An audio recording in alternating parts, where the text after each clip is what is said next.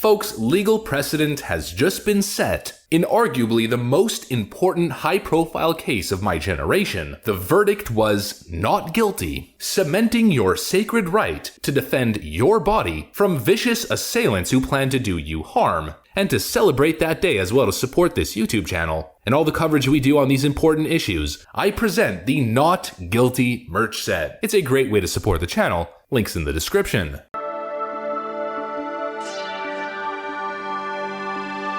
Hey guys, welcome to the Liberal Hive Mind, a channel solely focused on exposing the abundant hypocrisy of the left. Well folks, the media meltdown and the liberal meltdown has started.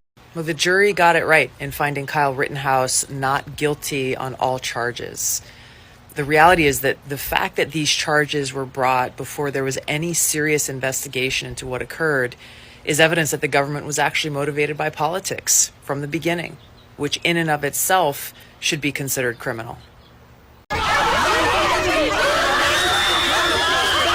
And so the media meltdown continues. Liberals, of course, are really unhappy that they didn't get the miscarriage of justice they were hoping for. And so let's just keep this intro short and sweet. Let's just get into all the absolute nonsense, ridiculous statements, media exaggeration, and media fear-mongering that's currently going on as they continue to cope, as the very real prospect of defamation lawsuits rears its ugly head. Surprise to no one, the liberal media is doubling down. So we got some stuff to get into, but of course, before we get into any of it, please make sure to leave a like, a comment, subscribe, share the video as much as possible. We are still shadow banned by the YouTube algorithm, hidden from non-subscribed viewers. And with that out of the way, let's roll the tape. Alright folks, so first off, you didn't think I was gonna make a media meltdown video without starting MSNBC's Joy Reid, now did ya? Jack Posobiec writes on Twitter, Joy Reid is in a hotel room melting down on air, compares Kyle Rittenhouse to a slave catcher. That white men had a particular kind of freedom and a particular kind of citizenship that only they have. That gives, from the slave catchers on, the right to inflict violence in the name of protecting property. I'm glad you mentioned the Derek Chauvin verdict. That was the surprising verdict. This should have been unsurprising. But what I do think we have to think about is not only the families of the two men who died and the family of Mr. Grosskreutz. They should be in our minds right now because they suffered. And there have been a lot of white people who have defended Black lives and paid for it with their lives. That goes all throughout our history, going back to John Brown. You go through the Civil Rights Movement. But what I am concerned about is the precedent this sets for what people will believe that they can do under law when Black Lives Matter protests happen in the future. And so here is the new leftist narrative that the Kyle Rittenhouse trial sets a new legal precedent for white people to just indiscriminately fire against people who are defending Black lives or Black individuals, which of course the rest of the media and especially MSNBC follows suit and pushes the same narrative. My primary concern about this ruling is that it is now open season and that white nationalists and domestic terrorists across this country are high-fiving.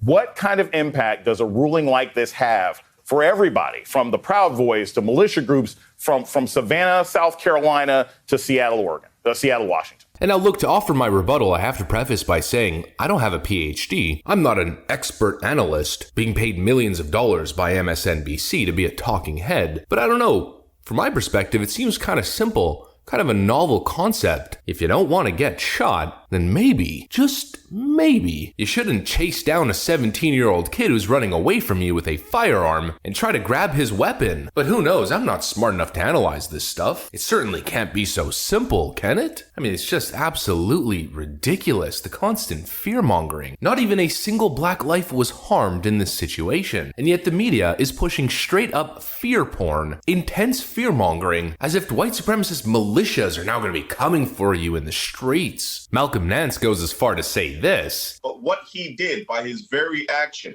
of going to a protest across state lines, being within a group of armed men, performing what they call the Korean on the rooftop, right? Defending a position, whether it's a business or other, where they were not invited, and then getting into this fight where he killed two men and wounded a third.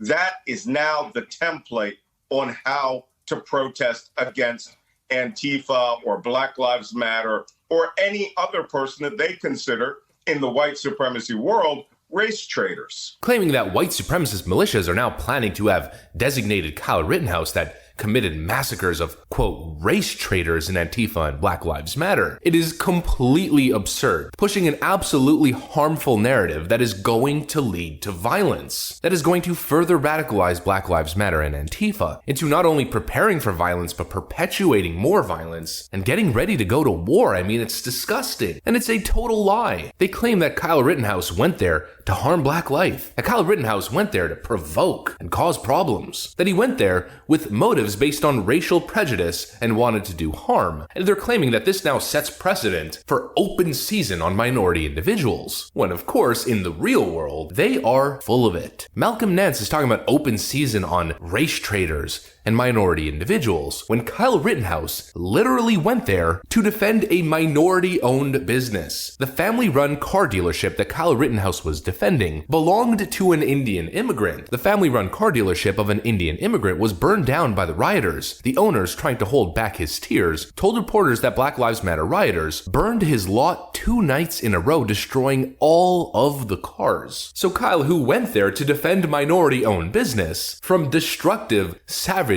rioters, somehow had a racial motive, and somehow through some ridiculously twisted leap of logic is being defended and celebrated by people on the right because it now creates the era of open season. It's despicable. The only people who are celebrating this stuff or happy about this stuff are happy because the corrupt media didn't get their way, are happy due to the fact that legal precedent was set in a case of self-defense. If you're looking for the core of division, if you're looking for the core of chaos in American society, especially along racial lines, then you are looking at it every single time you turn on MSNBC. But of course, the meltdown to end all meltdowns came from, surprising or unsurprising, the ACLU. Dangerous, disgusting, unacceptable white supremacy and hashtag Rittenhouse verdict. White supremacy is a system of oppression, and that white supremacy system of oppression is dangerous, disgusting, and unacceptable. Not exactly the most eloquent of tweets. That was the Maryland ACLU. Then the official Twitter account chimes in. Breaking. Kyle Rittenhouse was found not guilty of the fatal shooting of 2 and injuring another. The situation represents an outrageous failure to protect protesters by the Kenosha Police Department and Kenosha County Sheriff's Office. Months of research and open records requests have uncovered many incidents in which police encourage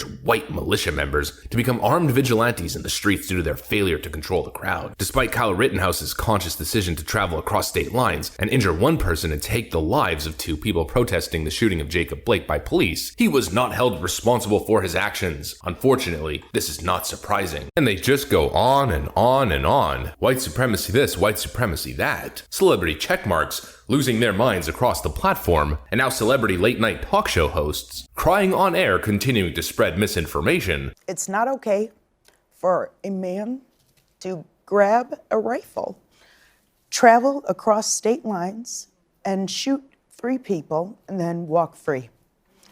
It's not okay for the judicial system to be blatantly and obviously stacked against people of color.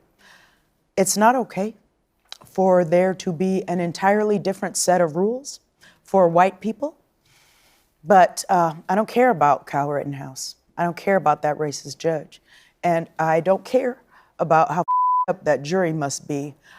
White people have been getting away with murder since time began. So let me get this. When Kyle Rittenhouse cried during his testimony, those were crocodile tears. But those are very genuine. Give me a break. Not to mention the lies. Kyle Rittenhouse grabbed a gun and crossed state lines. Once again, misinformation. And he did it to silence protesters. What kind of narrative is that? These people don't even pay attention to the trial. They didn't even follow the facts or the evidence. And they lose their minds when their Joyanne Reid worldview is shattered in a completely impartial and fair process. She called the judge a racist, that racist judge, and she said something about the jury being out of their mind. I mean, how absolutely disgusting is that? These people aren't paying attention. Just like Joe Scarborough the other day, a guy who's being paid millions by one of the biggest news networks out there, doesn't even know what he's talking about to a dangerous extent, claiming that Kyle Rittenhouse let off 60 rounds. He appointed himself a militia member.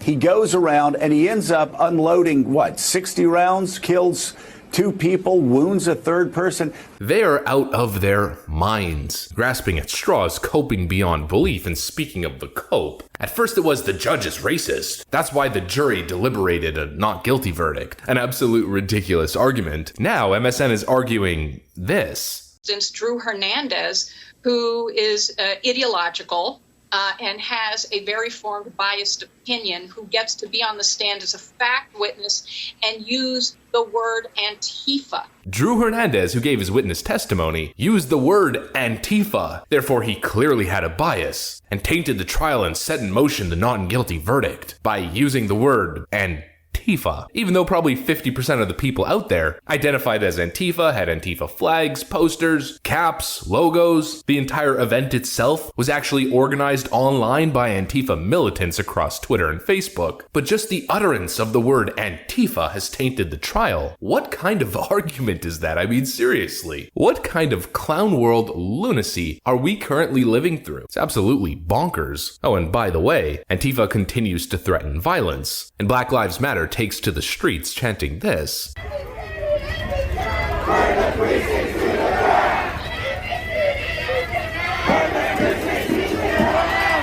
Every city, every town, burn the precinct to the ground. And we're supposed to somehow believe that we're the bad guys. And believe that the victim in this case, the 17-year-old kid who was attacked by convicted criminal assailants, is somehow a criminal who got away with murder based on the color of his skin. There is no common sense, no honesty, and frankly, no moral or ethical code that governs Democrat thinking. It's absolutely astonishing. That's what I got for you guys though. If you enjoyed this video, please make sure to leave a like, a comment, subscribe, share it as much as possible. I gotta get back to work though like usual. I want to thank you guys for watching, and I'll see you on the next one.